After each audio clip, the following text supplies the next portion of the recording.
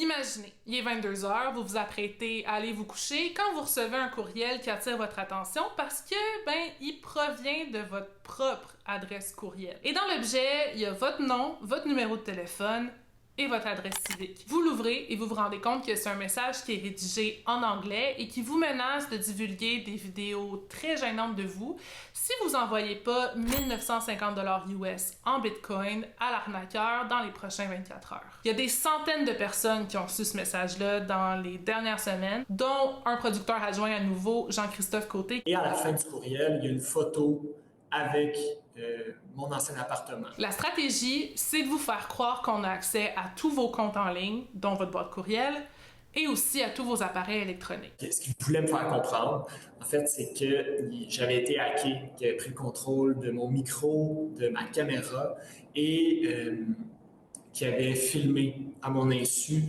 dans des moments, disons, intimes. Mais c'est pas du tout le cas. Premièrement, on vous cible pas personnellement. Le courriel qui a été envoyé à Jean-Christophe, par exemple, c'est le même, mot pour mot, qui a été envoyé à des centaines d'autres personnes qui l'ont signalé dans des forums en ligne. Mais ce qui est le plus inquiétant, c'est la photo de la maison et l'adresse civique. En fait, ces informations-là, elles viennent de brèches informatiques. Pour en avoir le cœur net, j'ai cherché l'adresse courriel de Jean-Christophe dans l'outil Have I Been Pwned, qui nous indique si on a été victime d'une brèche informatique. Et oui, dans le cas de Jean-Christophe, ces données ont été compromises au moins 4 fois. Dans 2 cas, donc en 2019 et en 2023, son numéro de téléphone et son adresse civique faisaient partie des données qui ont été coulées. Ces données-là ont probablement été achetées par des fraudeurs qui les utilisent maintenant à des fins d'extorsion. Maintenant, qu'est-ce qu'on fait si ça nous arrive? La première chose à faire, c'est d'ignorer, de pas répondre au courriel. L'adresse a fort probablement été effacée depuis de toute manière. Et en dernier recours, il est possible de demander à Google de flouter notre maison sur Google Maps. Pour ça, il faut se rendre directement dans la plateforme et remplir le formulaire de Google.